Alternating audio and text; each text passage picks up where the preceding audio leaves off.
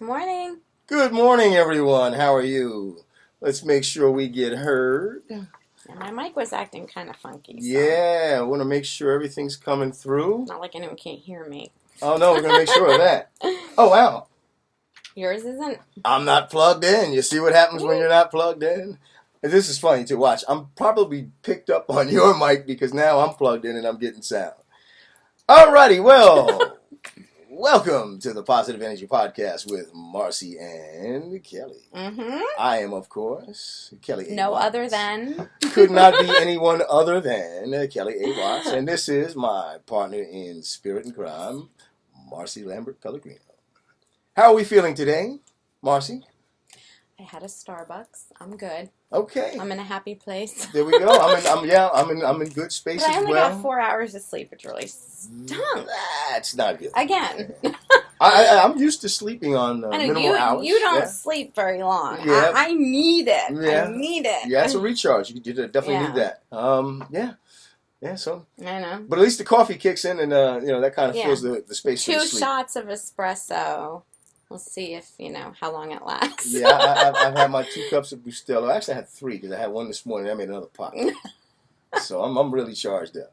Alrighty, well, in today's episode, hanging off the rafters. Actually, you know what? This might be a good one. We kind of use coffee for the absence of sleep, and the only reason why we have the absence of sleep is because we're doing so much, or we have so much on our mind, and it's I moving. See that with people that I know. It's like. It's funny. There was a post I saw once. It's like, okay, it's time to go to bed. Pick like one of the million things that you don't want to think about tonight. Inferring that you're never going to go to sleep. So it's true. Yeah. Well, this kind of leads us to a good topic for discussion, briefly at least. Mm-hmm. So being we're doing overwhelmed. like tidbits, right? Yeah, sort correct. Of tidbits. Being overwhelmed and kind of like, Well, gee, where do we begin? How do you kind of deal with that when you're overwhelmed? And what to do when you actually are, so that you have something. Well, there's the work overwhelm, there's your personal overwhelm, and I know it all overlaps. But there's the work, there's your personal, and then there's your family overwhelmed, and again, it all overlaps. In any instance, for me, I mean, there's many different things for me that I use. Again, I'm a meditator, but whatever I do, it involves physical activity. I love to ride my bike. Now that we moved into a new home. And I have my garage. Oh, I know, right? Yeah. I'm going to actually put up a heavy bag because I love to hit the heavy bag. That is such a major physical release, and it's also good for your physical condition. It is really good. It's like they tell you in psychological. Yeah, exactly. All that. I'm gonna do my sparring stuff, everything. They tell you in psychological and social it's a release, counseling. Yeah. You get a bataka and blah. Hey, that stuff really works when you get a chance. And I'm a pugilistic kind of guy anyway. So, but it definitely involves some kind of physical activity and then some kind of introspective, contemplative thought. We always do that. I know at the end of the day. Yeah, I usually say to you, got to process that. Yeah. And usually I'll go it's for a ride on my bike. It's funny because I always say and trust the process. My girlfriends know that. Trust the process. Trust the process. Yeah. So what are some of the ways that you deal with the overwhelm thing, other than sleep? Because again, when you sleep deprived with coffee, I get irritable. Yeah, I mean, so does about 95 or 98% of the other people in the world. I know I shouldn't, but I like make it known, or I kind of lie and say I have a migraine, so people stay away from me. So my family stays away from me. It's just that's a rough thing to go through. Yeah, as a mom, well, I do get migraines, but as a mom, they're like all on you. Mm-hmm. Like, come with me. Well, Bryson, for instance, it's from the beginning, till literally 11 o'clock at night, I'll be in bed, and he's like, I just want to kiss you. I'm like, sometimes they might be the one that's waking you up in the morning. You're like, last are night, you kidding I actually, me? It's funny. Last night, I actually was fed up, and I said to my son, who I love to death, which everyone knows. Mm-hmm. But Bri was just taking and taking and taking, and I said, you know what? I don't like the way you're treating me, so you're just going to go to bed, and I'm not going to hang with you. I'm not going to read to you, and you just have to deal with it. And I shut my door, and I went in bed. Of course, he popped by, but I was like, he's like, are you still mad at me? I'm like, bye-bye. But, I do that, and I like to create things, do my graphics. I like to listen to music. Mm-hmm. Music is a big one for me. Yeah, music. Yeah. I'm trying to think what else. Honestly, I like to go on Starbucks runs. For some reason. No, seriously, but it's not so much the coffee. It's the solitude. Yeah, the ride with the wind in your hair. That's another thing that I do. That's another thing that I do. I drive. I love it. This morning I got up maybe about 3:30. Okay, I think that's crazy. I felt so in the mood to just get in the car and go and drive and process Last stuff. time I did that. Oh yeah, well, I said to myself, well, it's kind of dark.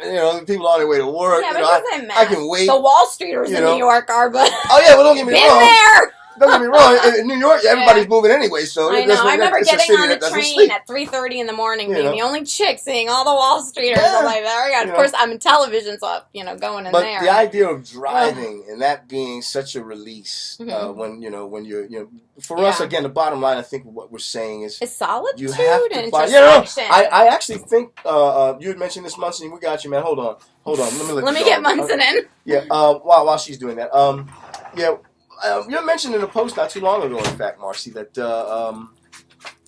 sometimes you need that me time. Yes. I'm going to tell you, no, not sometimes. Every day. Yeah, you do need to. You need to make time for you. You know what? Every day. I don't care if it's 5 minutes, 10 minutes. Literally, tell people I will shut down that I will on you. wait till I'm like capped off and drained before I'm like, do that. I need my time. Yeah, you can't do that. You need to make time for you. That helps you to process, at least for me.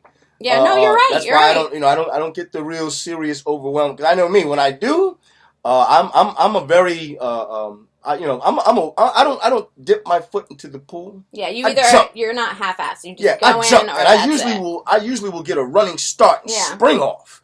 Let's go, because I'm a fighter. When it comes to the fight or flight thing, I'm going to stand ground and say, okay, let's go. We're going to dig in and we're going to do this.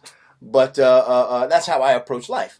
You have to be very, very careful when you do that, and you have that kind of a way of being, because when you jump out there in life, you really can't jump back too much. That just, I know. You land where you land, and you deal with what you deal with. Measure twice, cut once kind of. There you go. That's how I am with my clients when I do work, when I do creative work. Yeah, myself, I put myself last like a million other parents. Yeah, no, you have to make sure. I'm really trying not to do. You know what? The other thing too is, whenever I have too big of a to-do list or a deadline, I try to do that whole type A, write it out, but. I got to work off of outlines. Typically, when I'm working on multiple projects, I can pick up something like one time a guy asked me, "How many books do you read?" Because I read a lot. I said, "Well, I know. You mean like at one time?" He said, "You read more than one book at one?" Yeah. I said, "Yeah, I read about 4 or 5 at once." It's like superpowers. And the only way I can do that is, I read religious material and spiritual guidance material in the morning, in the afternoon, and the evening. So you like genre, right? I broke my material up. Academic material. I read during the day. Stuff on like essays and personal stuff, and self-development, growth, and stuff like that. I would read at night, which is really helpful. So I had times when I read, and I would only read for about an hour or two. So in an hour, that's enough. Yeah. In an hour, I might knock out half a chapter on something, but I'm knocking out some really good quality stuff. And it became very easy to keep that kind of system. That's with the doing the thing with the list. So when I was going to school, it's the same thing. Mind mapping. Mind mapping. I remember being so flustered once because I was so many things to so many people, like everybody else, and he helped me mind map because I'm biased. I mean, it's me. So you're going to say the worst things or good things, and at least someone else can say, this is my perspective, this is what I see. Yeah. And it really helped. And he goes back to that spoke thing he was talking about. You can go in circles, like you overlap them. And it really did help. And sometimes I'm like, oh, it's morning, I got to take the kids to school. Okay, let me do my websites, let me do my advertising, let me do this. Okay, I got to do XYZ. I gotta fold that stupid laundry that's sitting there. hey, no, really. As regimented as I just mentioned, all of the stuff that we were just talking about, you need to be able to flow just like that. Yeah. In doing that.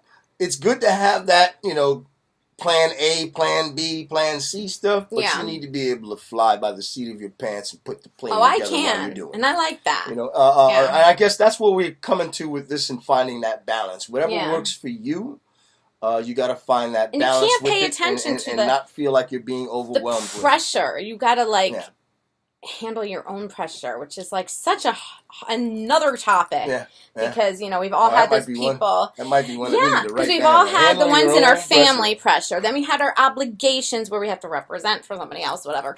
Then we have our work pressure, and sometimes our work encapsulates people standing over us, which we've already discussed before. That doesn't work which doesn't work very well for some of us.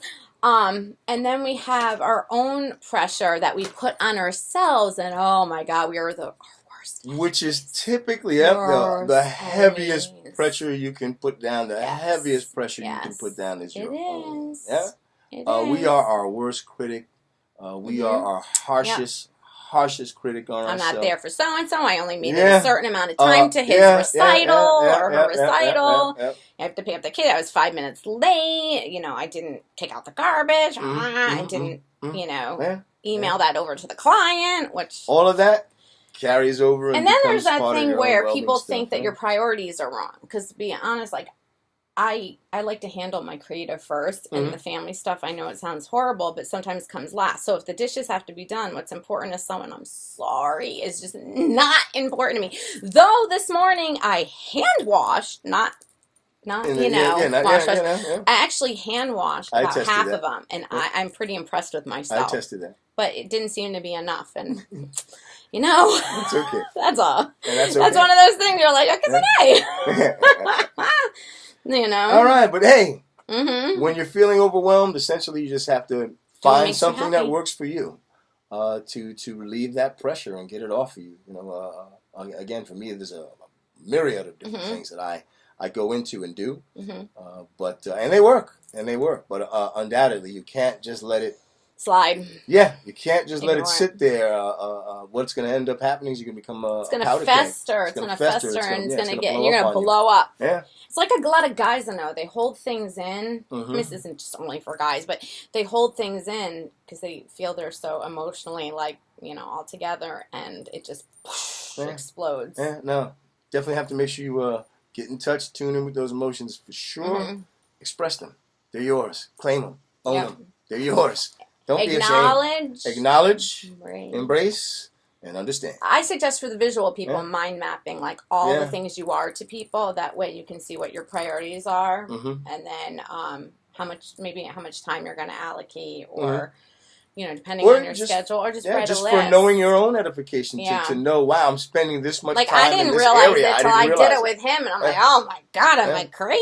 Yeah. Plus, I'm working on 2 children's books. I'm going to work on a 3rd one, too. Proud. Yeah, I'm really excited. I really see the need for them. The who it's meant for, the specific audience. Yeah. So you have reason to feel overwhelmed. Yeah. Definitely. At least you're doing something about it. That's the main thing. Yeah. All right, true. Well, keep tuning in. Keep listening. Give your comments to us. Yes. Positive Energy Podcast at gmail.com. Also on SoundCloud, subscribe for the audio versions. On the YouTube channel for the video versions. Both are named the Positive Energy Podcast. Just keep tuning in and let us know what you want. You got it. Love, light, energy. Bye. Love, light, energy.